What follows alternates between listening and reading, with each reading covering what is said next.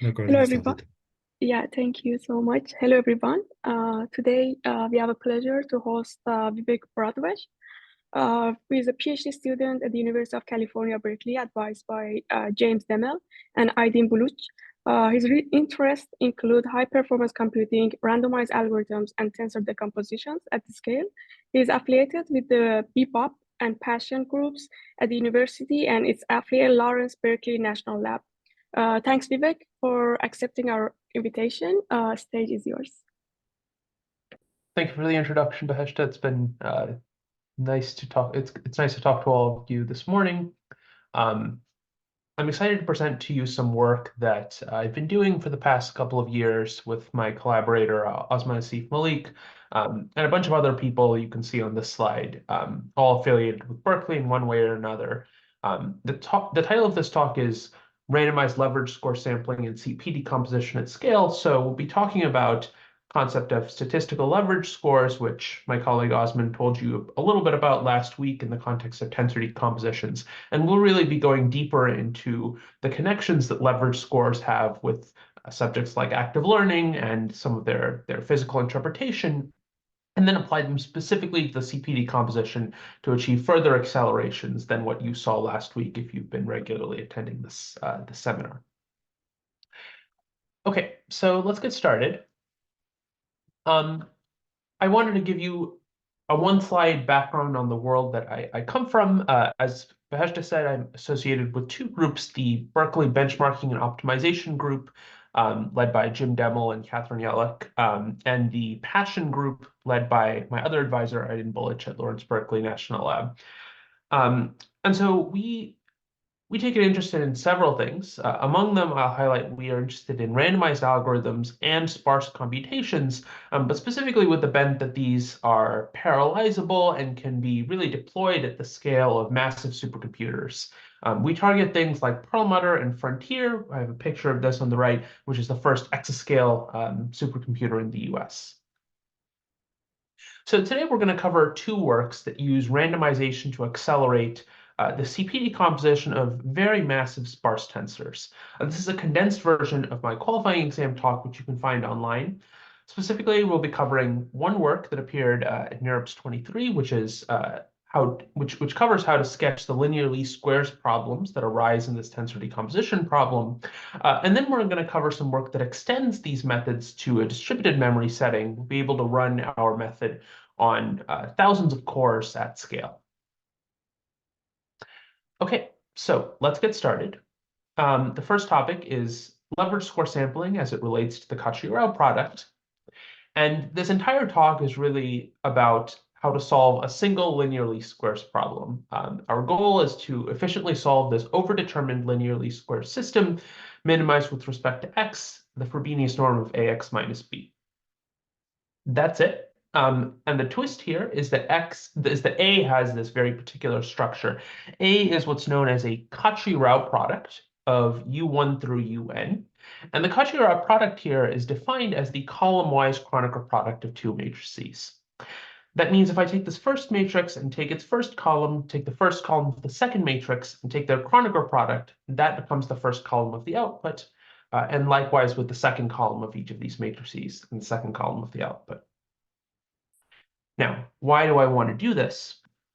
Well, this linear least squares problem is the computational bottleneck in alternating least squares CP decomposition. So here I have a subregion of the Amazon sparse tensor. This is a tensor containing reviews of products. Along one axis is a variable for each user who reviewed a particular product. Along another axis is a word they used in a particular review. And the third axis is the product that they reviewed. So this sparse tensor has something like 1.8 billion such points representing users, products, reviews, and each value of the tensor is the number of times that particular word was used in that user's review of the product. We're going to consider these large sparse tensors that have got these side lengths, which we call mode sizes, in the millions. and potentially billions of non-zeros. And we're going to try to approximately represent this large sparse tensor using a sum of these generalized rank 1 outer products. If you're familiar with the matrix singular value decomposition, you know that it represents a matrix as a sum of these outer products that are of two vectors that are weighted by these factors sigma 1 through sigma r.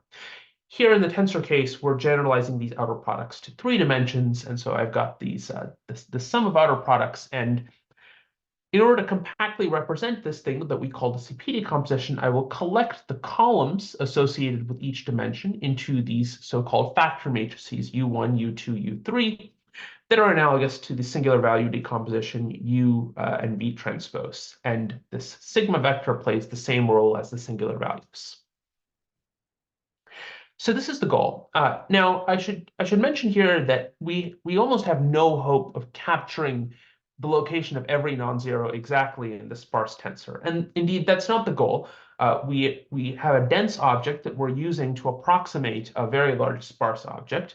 The goal, rather, is to extract patterns and motifs from this tensor that we can use in downstream applications like clustering, pattern identification, etc. Okay, I mentioned that this linear least squares problem is an essential kernel in this ALS-CP decomposition, and I'll show you exactly how that occurs in just a second. But first, I want to discuss some of the characteristics of this overdetermined linear least squares problem. And the first thing is that this matrix A that we're going to be looking at that arises in this least squares problem is tall. And I'll quantify exactly how tall in just a minute, but it turns out to be so tall that we may not even be able to fit it into computer memory. So there's a standard solution that gets applied to problems that are this large, and that is a sketch and solve solution. And that is that we apply a sketching matrix S that has far fewer rows than columns to both A and B. And then we get a system that has far fewer rows than the one we started with, and we solve this reduced problem. The idea is that we want our solution to the reduced problem, x twiddle, when we plug it back into the original cost function to induce a cost that is within 1 plus epsilon of the true minimum residual, with high probability 1 minus delta. And we call this guarantee the epsilon delta guarantee on solution quality. Now, for our application, we're going to restrict S to be a sampling matrix. There are several choices for S. You can pick S as a matrix of IID Gaussian random variables. You can pick it as a matrix that corresponds to what's called a count sketch. For us, we're going to restrict S to be a sampling matrix that's got a single non-zero per row. And all this is going to do is going to select and reweight rows from A and B. Now, the question is, how exactly do you select rows from A and B in order to achieve this epsilon delta guarantee on the solution quality? In other words, what are the most important rows that you need to pick from both A and B? Now let's discuss exactly how this linear least squares problem helps you solve the CP decomposition problem before we discuss sketching. So the alternating least squares algorithm for CP decomposition works by optimizing each of the factor matrices U1, U2, U3 in sequence while keeping all but one factor fixed. So suppose that I was optimizing for the matrix U2 while keeping U1 and U3 fixed. The optimal value for U2 is given by the following linear least squares problem. I take the Khatri-Rao product of U3 and U1 and let that be my design matrix. I take my sparse tensor and I flatten it out into a matrix that isolates the second mode along the column axis. I call this the matricization of the tensor along mode 2. And I let that be my observation matrix. And then I solve, I minimize this whole expression with respect to U2, and I let this be my new value of U2. There's some additional post-processing that goes on after this, but this is the core of the algorithm. Now, getting back to sampling, what exactly does the sampling operator do when we use it to solve the system efficiently? Here I've written out the solution to this linear least squares problem using the standard normal equations, where I multiply the matricization of the tensor by the Khatri-Rao product, and then multiply the whole thing by the pseudo-inverse of the gram matrix of the design matrix. This operation here, this matricized tensor times Khatri-Rao product, is the computational bottleneck. It turns out that the Gram matrix can be computed very efficiently. And now what our sampling operator is going to do is it's just going to select columns from the matrixized tensor and rows from the Khatri-Rao product, and thereby achieve its computational advantage. And the question still remains, how exactly do I choose which columns to select? And so here are our contributions. We're going to build a specific data structures that's got this runtime that's logarithmic in the height of the Khatri-Rao product and quadratic in the column count, R of the KRP, to sample from a distribution known as the leverage score distribution on A. Now, when you plug this into the least square solver, you get something that achieves the epsilon delta guarantee. We call this the STSCP algorithm when you embed this in the ALS CP decomposition scheme. And this has a lower asymptotic runtime for randomized dense CP decomposition than pretty much every recent state-of-the-art method we can think of. And for reasons that we'll discuss, it's got an even greater advantage for sparse tensors, which really can scale to these large mode sizes precisely because they are sparse. And we're going to show that we achieve an advantage on thousands of CPU cores over some of the best randomized algorithms for this problem, and indeed some of the best highly optimized deterministic software packages for for sparse CP decomposition in general. So let's keep going. I've teased what I've teased that these leverage scores are a really important distribution in some of my prior slides, and Osman also talked about this last week. And I want to redefine this for you and give you some intuition about what these leverage scores actually are. So, as I said, we're going to sample rows from A independently and identically distributed according to this leverage score distribution on its rows. So what are these leverage scores?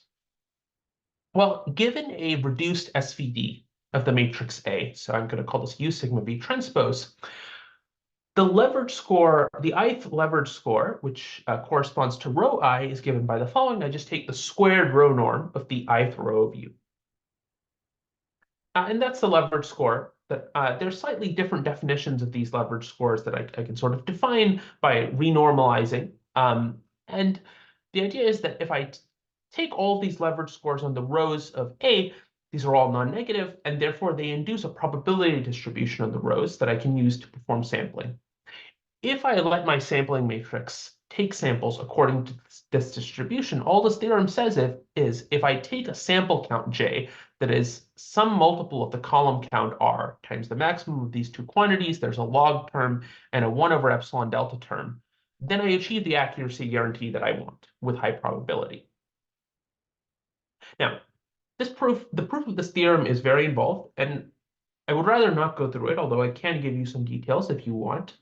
Rather, I would like to give you some intuition as to what these leverage scores actually are and why they intuitively capture the optimal distribution that we want to sample from. So let's consider the case first when A has just a single column. In this case, the SVD of the matrix A is just the matrix A itself. There's no need to orthogonalize. And in this case, the leverage scores are just proportional to the squared distance from the origin. So here I have a univariate regression problem where I've constrained the intercept of my regression problem to be 0. And I've got 100 points that are all clustered around the y value -1. And I've got only 20 points that are clustered along the y value 1. And despite this, the best fit line runs straight through the x-axis. So why is this? Even though I have 100 points that say -1, the reason is that the 20 points that say 1 are further out along the x-axis. You can almost think of these points as weights on a lever that are tilting the lever up and down, hence the name leverage score. Okay, so this gives you some intuition. When we sample according to the leverage score distribution, we correct a bias that was present in the initial data distribution. Now, is this all it is? Is it just the square distance away from the origin? That seems like a pretty simplistic and maybe poor metric. Well, no, in general, the leverage scores of A really capture the influence that each row has on the solution by capturing the correlation of the rows of A with the rows of sigma inverse V transpose. Here I have points that are drawn from a bivariate Gaussian distribution where the two variables are correlated with each other. You can see here that I've plotted the leverage scores, and I've plotted the leverage scores with colors that are closer to green, having higher leverage, closer to red, having lower leverage. And here it is no longer just the square distance away from the origin. You'll see that in these concentric ellipses about the origin, these concentric ellipses all have the same leverage score.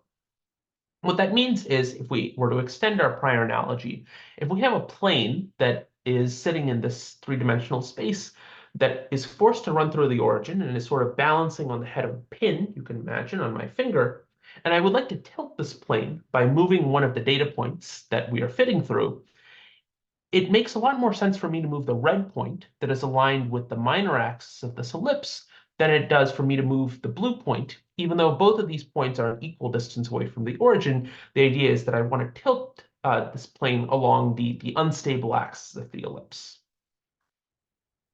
So this is a little bit about why leverage score sampling works. It captures the geometry of the column space of A. If we were to be rigorous about this, we'd say that sampling according to the leverage score probabilities leads to an optimal, provably, sample complexity among all IID sampling schemes to construct what's called an L2 subspace embedding matrix S. What that means is, with high probability simultaneously for any vector x in this space of R-length vectors, I preserve distances up to this epsilon twiddle constant in the column space of A. In turn, an L2 subspace embedding guarantees that our sketch solution is going to have close to optimal residual. Okay, hopefully I've convinced you that leverage scores are a reasonable distribution to sample from. Now, we have a problem here, and that is that computing that SVD, especially for this matrix A that is a column-wise Kronecker product, is extremely expensive. It's expensive even when it's a matrix. It's even more expensive when you can't even fit the matrix A into memory. So there's been lots of prior work on how to deal with this, and that is that these leverage scores are very robust to approximation. It turns out by taking just slightly more samples from an approximate leverage score distribution, you can achieve very similar guarantees on the solution accuracy. So there's been some very early work on this called sparse, and that is that you can sample rows according to an approximate leverage score distribution on the rows of A if you pay a cost that is exponential in n. Recall that that's the number of matrices in our KhatriRao product to achieve that accuracy guarantee. Hebikolda and Brett Larson did a very similar approximation. And about a couple of years ago, my collaborator Osman showed that, in fact, you can sample implicitly from the exact leverage score distribution with an only polynomial complexity to achieve this accuracy guarantee. The problem here is that we have a linear dependence on I, which is the side length of the tensor, to draw every single sample.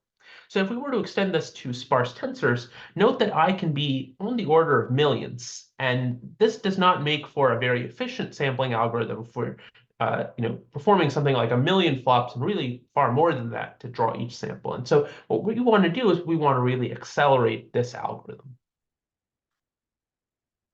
So let's take a typical example. Let's say that we are looking at something like the Amazon or Reddit sparse tensors. I is something like 10 million. We have a 10 million side length tensor, and n equals 3. Then the matrix A is going to have 10 to the 21 rows. So obviously you can't fit A into memory. The first thing that we're going to do to deal with this issue is we're going to use the identity that the ith row leverage score is equal to the following. It's equal to the ith row of A multiplied by the pseudo-inverse of the Gram matrix of A multiplied by the ith row of A transpose. This is completely identical to that formula that I showed you on the previous slide. It's sort of a normal equations formulation to something that started using the QR decomposition. And then given this identity, we're going to do the following. We're going to draw a row from each of U1 through UN and return their Hadamard product. That Hadamard product is a row from the full Khatri-Rao product. So here I've illustrated what this looks like. It's kind of like sampling one card from a set of decks. And let's let hat S1 through hat Sn be random variables for the row index that I draw from each of these decks. And let's assume that the joint random variable of all these Si, Sj, jointly follows the leverage score distribution on my KhatriRao product. And the theorem here is that we can exactly represent what the conditional distribution of each hat sk variable is conditioned on the sk variables that we drew prior. So let's take an example. Suppose that we want the probability that hat S3 is equal to this S3 value over here. And let's suppose that we've already sampled hat S1 and hat S2. The first thing I'm going to do is I'm going to form this vector, h less than k, that is a Hadamard product of the rows that I've already sampled. I consider the row that I want to get the probability for, and then I form this matrix G greater than K that is a Hadamard product of the pseudo-inverse of the gram matrix of the whole matrix A with the matrices, the gram matrices of the U that I have yet to sample from. That's G4 and G5. So if I take H less than K transpose times itself, the skth row of UK transpose times itself, and G greater than K, I take all these three matrices, multiply them element-wise, and take the sum of all elements in this matrix, I get a scalar output. And this scalar output turns out to correspond exactly to this conditional distribution. I wouldn't worry too much about exactly what this picture is saying. I would say that the takeaway from this slide is we can write down a neat closed form about what this conditional distribution actually is. And the key sampling primitive here is really our major contribution. The problem here is even if you had this ended up computing this probability distribution in its entirety, it would cost you IR squared per sample per mode. And that's because this h less than k vector is potentially unique for every single sample you take. So every single sample requires you to sample from a different probability distribution on a space of something like 10 million elements. So again, you can't actually compute this vector Q in its entirety. So we need to figure out a more interesting way to sample implicitly from this distribution. So how do we do this? Imagine for a second, yes, was there a question? Yeah, sorry, Vivek. Could you please remind me what was C? This is a gram Yeah, so matrix? C is just a normalization constant. Oh, Here, okay, we've okay. said that it's proportional. It turns out, if you look at the paper for this, there's a very neat form for what that constant is. You just take the gram matrix of UK and stick it in here, and that's C. I see, thanks. Yes, yeah. Yep. I didn't get why the last point about why we can't compute Q entirely. Yeah, so the reason here is that remember that Q is a conditional distribution after having sampled S1 and S2. So remember that S1 and S2, there could be 10 million values potentially for each one. So for all practical purposes, H less than K is unique to this particular sample. So if we were going to form the conditional distribution, for every single sample, we end up needing to compute a unique vector of 10 million elements for every single sample. So we're taking 65K samples. Each of those 65K samples has a unique value of H, and now we need to compute 10 million unique distributions, and that itself is intractable. Okay. Yeah. So this is a good question. I mean, this is really the problem that we're trying to solve. So how do we sample from a distribution if we can't even know what all the values of the distribution are, if they're not even all sitting in memory? Let's assume that we magically did have all the entries of Q sitting in memory for every single sample. How do we sample from that distribution, even if we just had it sitting in memory? There's a very simple approach to do this. It's been known since practically the very first days people were doing probabilistic computing, and that is to initialize I-bins, one per each potential thing that you want to sample. And the jth of these bins has width qj from this vector. We're then going to choose a random real number in the interval 0 through 1, and then just find the containing bin I that contains this random real draw. And this is kind of identical to drawing samples according to the distribution Q. If you look at how this bin is actually located, you can actually locate this bin using kind of a binary search. And you can go down all the way to finding exactly which bin there is, but what I'm going to do is I'm going to do a binary search. I'm going to truncate the search at log I over R levels. And there's going to be some bins remaining, around R of them in the search, and then I'm going to scan through them linearly. So let's look at what exactly the search does. We can regard this as sort of a walk down a binary tree. At the root, I branch right if and only if the sum of the q values in the left subtree is less than r. Level 2, I branch right if and only if the sum up to 3/4 of I over 4, the q values is less than r, and so on.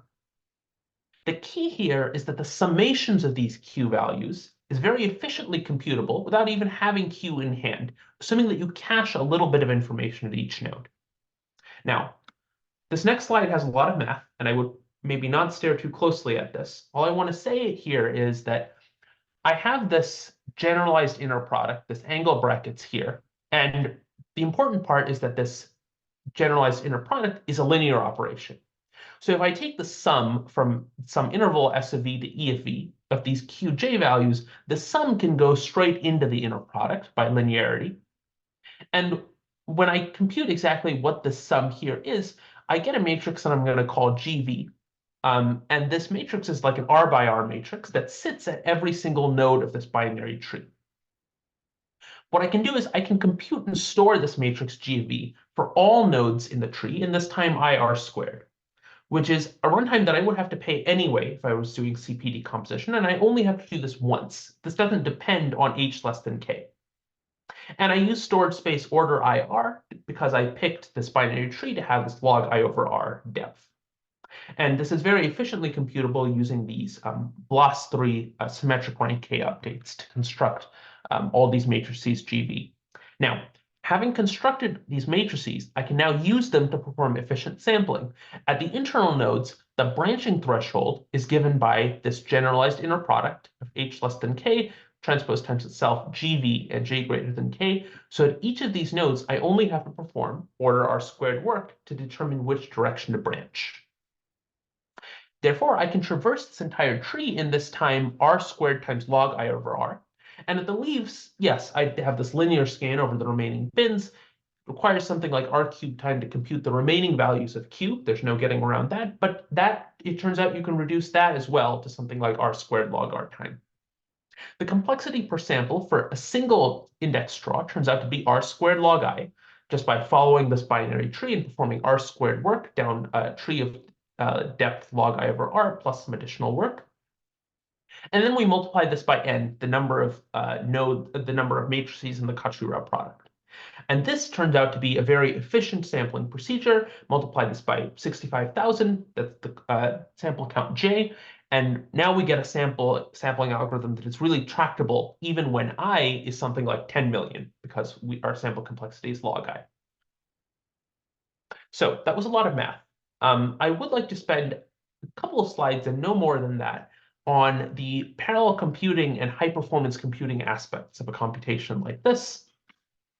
And I'd like you to maybe forget some of the math that we did in the prior slide and just think of this in terms of its most abstract form. What we're really doing here is we're sampling by executing something like 50,000, let's say, and that's a reasonable sample count, independent random walks down a full, complete binary tree. And in each node, we're executing this matrix vector multiplication with this cached matrix G of V to determine which direction to branch. It turns out this is probably the easiest thing to parallelize, and that is the simplest strategy is you just assign a team of threads in shared memory to execute random walks independently. And this is what we call proudly parallel. There are no data races, and you can sort of assign a single thread to do each one, and it's very efficient. There are some issues with this very simple approach, and those issues are the following. If you get a team of, say, 16 threads or even 128 threads on a CPU to do this, they make very irregular memory accesses to this tree, which really can have a lot of data. Recall that we have order IR space complexity, which is linear in the input size, but the input size could have these factor sizes that are gigabytes. So the irregular memory access pattern is not optimal on a CPU. And on a GPU, it's even worse because a single GPU thread is ill-suited to execute an entire BLAS call, even though it is possible.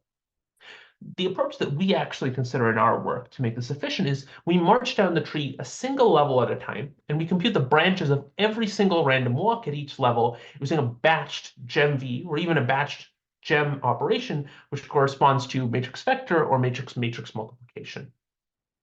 Batch matrix multiplication is one of the most highly optimized kernels in scientific computing and machine learning, and this is really what lets us derive a very efficient sampling algorithm.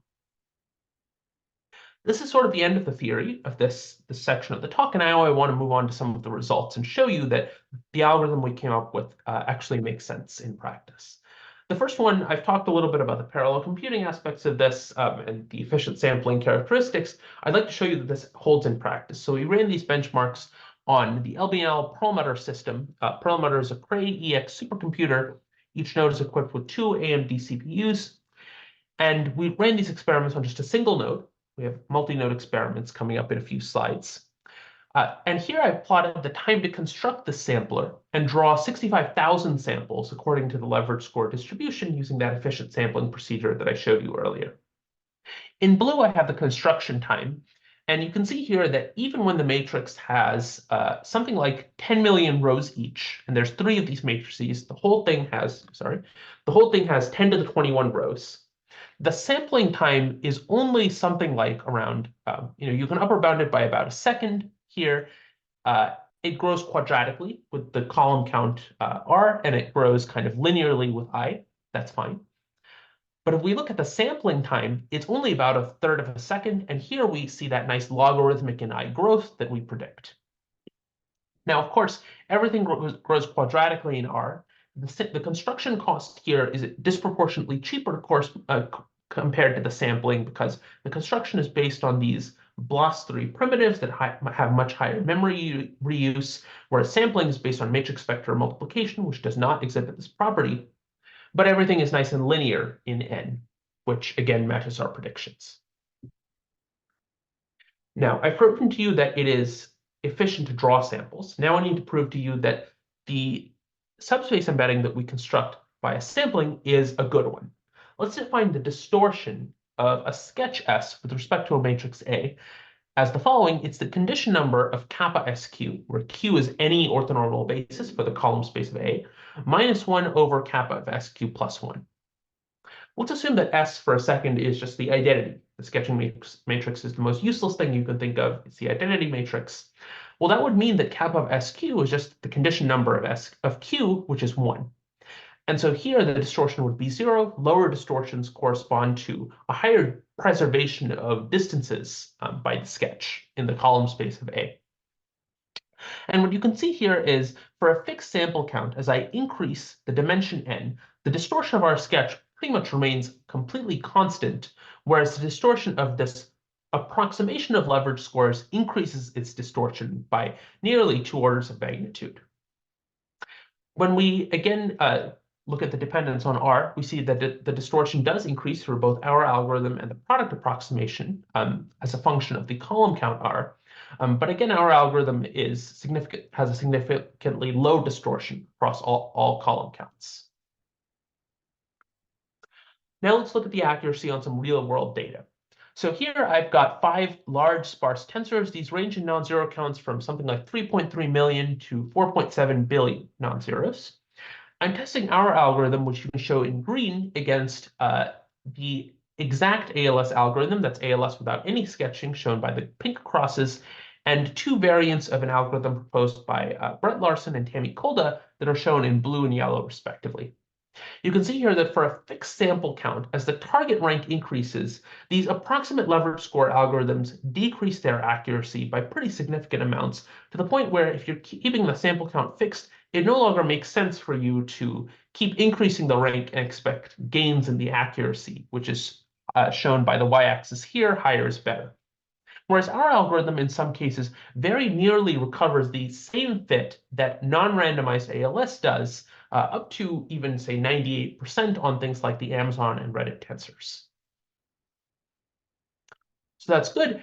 The final thing I need to show you is that the sampling procedure is efficient in theory, but it's still a very involved procedure. Does it make sense in practice? The answer is yes. Not only do we achieve higher accuracies for a fixed sample count, we achieve faster progress to the solution. So here I've plotted on the x-axis the ALS update time, and on the y-axis the fit or the accuracy. Higher is better. And in green, I've got our algorithm, STSCP. for this fixed sample count 65K samples, and you can see here that this green curve lies completely above all these other colored curves that correspond to this approximation of leverage scores algorithm.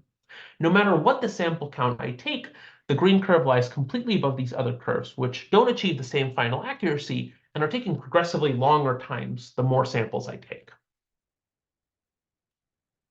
So some takeaways from this that I want to emphasize is that we accelerated sampling from this Khatri-Rao product using both a novel data structure and a high-performance implementation of this data structure. In practice, we achieved convincing both speedups and accuracy benefits over algorithms that simply approximate the leverage scores. And up next, in the next, say, 5 to 10 minutes, I want to wrap up by showing you that these algorithms are not just practical on a single node. In fact, they are practical compared to the very best implementations of ALS for sparse tensor CP decomposition that exist in the literature. Let me pause here and ask for just a couple minutes if there are any questions, and I'm happy to take questions at length at the end as well. So, okay, Yeah, it seems like there's two. Yeah. Sorry, I have a very rudimentary question. Sure. So in previous slide 24. Yes. So how did you figure out the number of samples? For example, why it is not, for example, for your method, it is 65K just, but it is 65 with something 500 and something, yeah. Right. So this is there really isn't much good logic here. The logic here that we used was we wanted to compare against Larson and Kolda. They picked 65K and they achieved they picked that number to achieve a very high threshold, something like 98% at rank 25. And so we just picked it and we found that in fact we were able to achieve that threshold 98% even when the rank was much higher. So we kept that just for the sake of comparison. Here, we just started increasing the sample count for CPA-RLS Lab until we were sure that the increase in runtime that was induced by the sampling basically meant that we could never catch up to this green curve. You can see that this cyan curve, which has the most number of samples, it achieves the highest final accuracy, but the curve is also shifted to the right by a pretty significant margin. So it sort of is going to lie completely under the envelope by our algorithm. Right, thanks. Yeah. I had a quick question regarding the approach proposed by the other approach here by Kolda and Larson about is like this. So what they do is they independently draw from each of the matrices from their leverage score. And can you show that this is actually biased? Like even if you were to collect an infinite amount of samples, you would not converge, because the curve that we're seeing just after on 24 suggests that you could continue to increase this number of samples, and it doesn't look like it will actually catch up, right? It looks like there is some... Right. So it is actually unbiased. That estimator is unbiased, provably. In fact, for all these least squares problems, it turns out you can pick almost the worst distribution you can think of, as long as the support of that distribution is non-zero across all the rows. And provided enough samples, it will actually be unbiased. So you can really pick this arbitrarily. The sample count is going to be really bad. Now, the reason this is not catching this is just because the asymptotic complex is for that exact reason. The sample count that you would need to catch up for this in terms of just the runtime, which is the x-axis of this, is just much higher than what it takes with exact leverage scores. But it is indeed an unbiased estimator. Which is sadly something that comes almost for free with even very badly designed distributions. Nice, thank you. Yeah. Okay, so I have around 17 minutes left, and I want to again reserve some of that, give us some buffer. I just want to briefly talk about some efforts that we took to take these methods and really show that they're scalable compared to highly optimized codes. So like I said, sparse tensors may have billions of non-zero entries and have mode sizes in the tens of millions. Here are a set of 4 tensors from the Frost collection. It's a widely well-known repository of sparse tensors online. You can see here that the largest one has mode sizes like 8.2 million, 4.7 billion non-zeros for Reddit. And these randomized algorithms, okay, they're nice prototypes. They're okay in shared memory. Are they actually competitive in practice against the best distributed memory, high-performance implementations that have really been optimized? Because people have been looking at this problem for a long time. What we show is that indeed our implementation and the implementation of many other randomized algorithms are not optimized and cannot compete with classic algorithms that don't use randomization. So that's our real task here. We give high-performance implementations of both our algorithm that you saw in the last few slides and this product approximation algorithm that scale to thousands of CPU cores. So here I'm running on 512 Perlmutter CPU nodes and 512 cores and 4 Perlmutter CPU nodes, and I'll show you even larger experiments in a few slides. The accuracy versus time, that same curve that was on the Reddit plot earlier. Here in blue is the runtime for SPLAT, which is an algorithm for non-randomized CP decomposition. And in green and yellow are the curves that plotted out by our algorithm and Larson and Kolda's product approximation. You can see that it's something like 11 times faster to achieve a fit that is comparable to what the non-randomized algorithm does at scale. The takeaway here that I don't want to go into much detail for this audience is that we really perform several optimizations to the communication and computation pattern that sort of have nothing to do with the theory in order to get this to work well. Specifically, we distributed both of these algorithms that have very distinct communication and computation patterns. We tailored the communication schedules, these methods, to eliminate collectives. These are operations that cause processors to exchange data across an interconnect, and we use a hybrid of compressed sparse column and compressed sparse row formats to achieve parallelism that is sort of free of races. I want to briefly describe the scheme that we use to parallelize this, which is that we assign a single processor to a single chunk of the tensor. You can see here the processors are arranged in this hypercube topology. We assume that all the processors redundantly compute the factor matrices uj transpose uj, and each processor owns sort of a unique block of each sparse tensor and of the factor matrices. We randomly permute modes of the tensor to load balance. We have this sort of bulk synchronous algorithm that causes us to do the following. We sample rows from our Khatri-Rao product. We all gather the rows to processors who require them. We perform some local computation, and then we perform some reduction or post-processing once we perform some local computation on each processor. In a nutshell, we look at both of these algorithms and we find that both these algorithms have ideal scaling with the processor count P in terms of the amount of compute that each processor does. You can see that the compute of each sampling algorithm scales to something like 1 over P. So each processor is doing exactly a 1 over P fraction of the work. We find that our algorithm has far worse communication characteristics between the processors. The processors need to exchange a word count that is something linearly proportional to j times r, which is the sample count that they take, over p. So this is a much larger amount of sort of coordination between the processors than this very simple product approximation algorithm. But this is okay because we have higher accuracy. And the idea here is that I'd like to skip these slides. We really go into our binary tree sampling algorithm, and we really look at how exactly do you sample when the factor matrices are sharded among several processes. And it turns out that you end up taking a single sample and shuttling it between different processors in this very irregular communication pattern. We begin with one of P1 through P4 owning a sample. The single processor that owns the sample shuttles it to one of P3 or P4. One of these processors shuttles the sample to P3, and so on. So we sort of distribute this walk down a binary tree. Furthermore, if we look at the sparse matricized tensor times Khatri-Rao product operation, we look at exactly what the communication cost of this is in both the non-randomized and randomized case. What we find is that we can reduce the communication costs of this operation in the randomized case by picking a distribution that is widely considered suboptimal for non-randomized CP decomposition. We call this distribution an accumulator stationary MTTKRP. And by switching to this distribution, we find that our communication costs can scale with the sample count J that we take. So here is an example of us optimizing the communication, the coordination costs of the processors to scale as well as the compute costs. And here I just want to show you the results from these experiments. We want to look at the scaling on large sparse tensors. Here in blue, I've plotted the performance of SPLAT, which is sort of normalized to 1 in all cases. On Amazon and Reddit, we achieve something like a speed of 6x for our algorithm and up to 11x on Amazon to achieve very comparable fits for these large sparse tensors.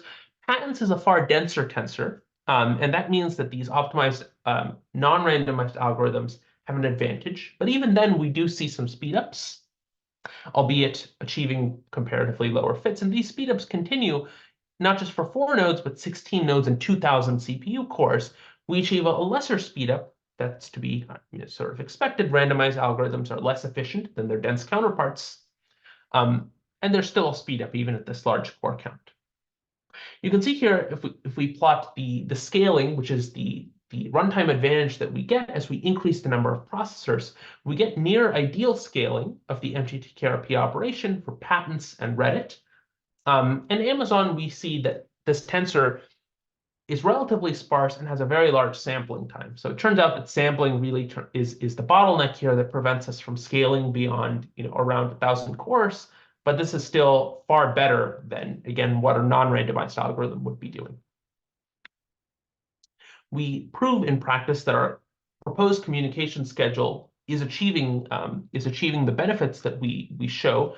Our accumulator stationary schedule is achieving a time for communication that is far less than the runtime of the classic non-randomized algorithm.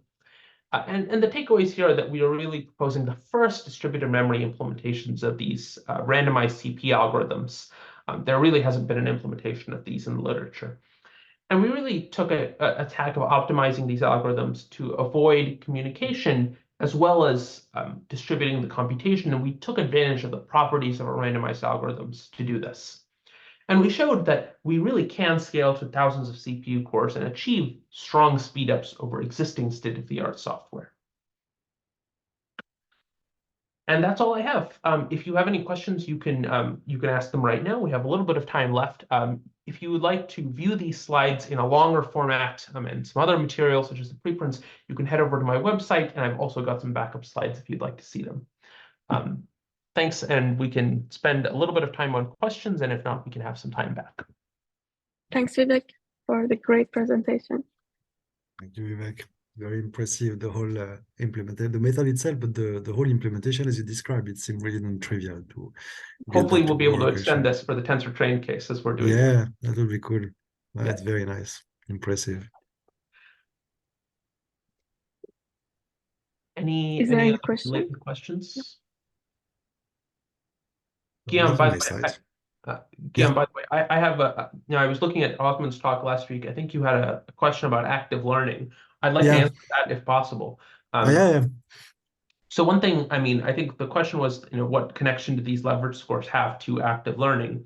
I think one thing is that this type of sample and use these samples to inform the next batch of samples, this approach has been very widely known in the matrix community for a long time.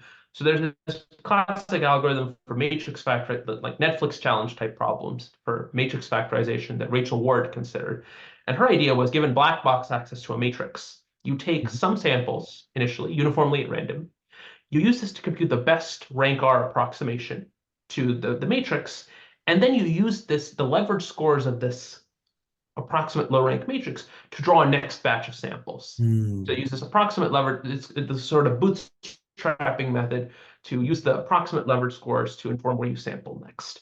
This is basically a tensorized version of this, right? Because we're not doing this in one shot, we're doing this iteratively as we absorb information. So there's definitely, and I think, there's been some work on ridge leverage scores where people have proven much stronger guarantees for this algorithm, this bootstrapping method. Interesting. Yeah, okay, I see. Yeah, because here the leverage score of the design matrix, they are leverage score, they are computed based on your current low rank approximation of the tensor, basically, right? Because your design matrix exactly like this is built from the cores that you're not optimizing with respect to. Okay, I see. Nice. And these leverage scores are really nice in experimental design, where you have the knowledge of the design matrix, but the observation matrix really is sort of an observation that you take using an experiment. So there, you have no choice but to sample. You can't use a Gaussian sketching matrix if your goal is to reduce the number of observations. And there's connections there as well. That's pretty cool. Thanks. Yeah. Cool. If there's no questions, thanks again. Yeah, it seems that there's no question. Thanks so much, Vivek, and have a great day.